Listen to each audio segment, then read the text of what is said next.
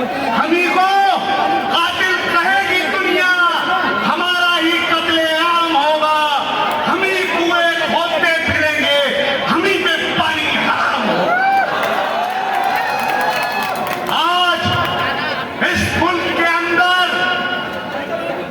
यही हालात जो मैंने शेर पढ़कर तुम्हें सुनाया है, खुदा की कसम उन्हीं हालातों से गुजर रहे हैं। ये सेकुलर पार्टियां जब तुमसे वोट चाहती है तो तुम्हारे बीच कोई टोपी लगाकर आता है, कोई दामन फैलाकर आता है, लेकिन जब तुम्हारे मसाइल और तुम्हारे हक की बात होती है तो कोई आवाज पूरे हिंदुस्तान के अंदर जो ये सेकुलर पार्टी है, एक भी कोई इंसान, कोई नेता तुम्हारी जुबान बनने की ताकत नहीं रखता।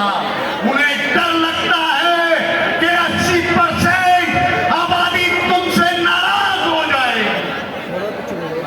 उन्हें लगता है कि तुम तो वोट दोगे, तुम्हारी मजबूरी है, तुम्हारी ये सोच पक्की कर दी है इन सेकुलर पार्टियों ने कि तुम बीजेपी को रोकना है।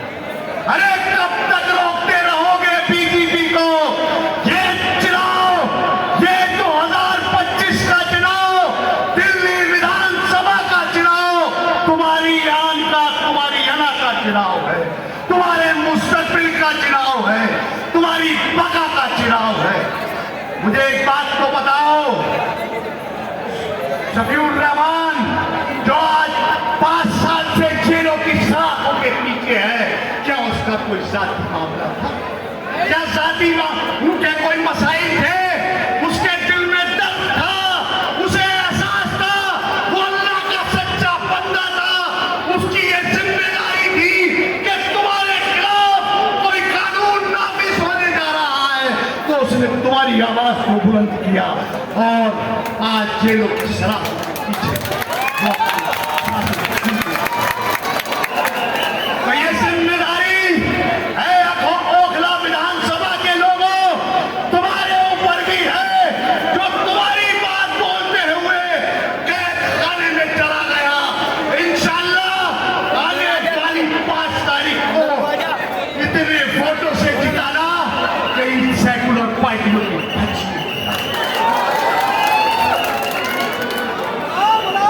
ये तुम्हारे बीच आएंगे, आप वाले आएंगे, कांग्रेस वाले आएंगे और तुम्हें बताएंगे कि ये वोट काटने के लिए आए हैं। वोट तुम्हें अगर हिंदुस्तान के अंदर ऐवाने पार्लियामेंट से लेकर हिंदुस्तान की गलियों तक अगर तुम्हारे खिलाफ कोई कानून नाफिज होता है, कभी तबरेज अंसारी को कत्ल किया जाता है, कभी संभल दोहराया जाता है, कभी मुरादाबाद दोहराया जाता है, तो एक ही आवाज बुलंद होती है जिसका नाम बैरिस्टर असदुद्दीन ओवैसी है। मैंने बहुत लोगों से बात की क्योंकि मैं उत्तर प्रदेश से ताल्लुक रखता हूं। मैंने कहा ये बताओ, वोट की जिम्मेदारी तो तुम लेते हो, वोट तुम्हें चाहिए। अगर कौम के किसी मसाइल के ऊपर कोई मामला पड़ता है तो तुम घर बैठ जाते हो। ऐसा क्यों? केजरीवाल साहब अभी गुज़िश्ता वक्त के अंदर सीलमपुर, जमुना पार मुसलमानों की दुकानों को रात के निगरान कर दिया गया, मुसलमानों पे कत्ले गारतगरी कर दी गई, लेकिन तुम्हारी आवाज नहीं पहुंची, तुमने कोई मजम्मत का बयान नहीं दिया। तो ऐसे लोगों को क्यों जिताना चाहते हो जो तुम्हारे दर्द को, तुम्हारी बात को भी नहीं बोल सकते?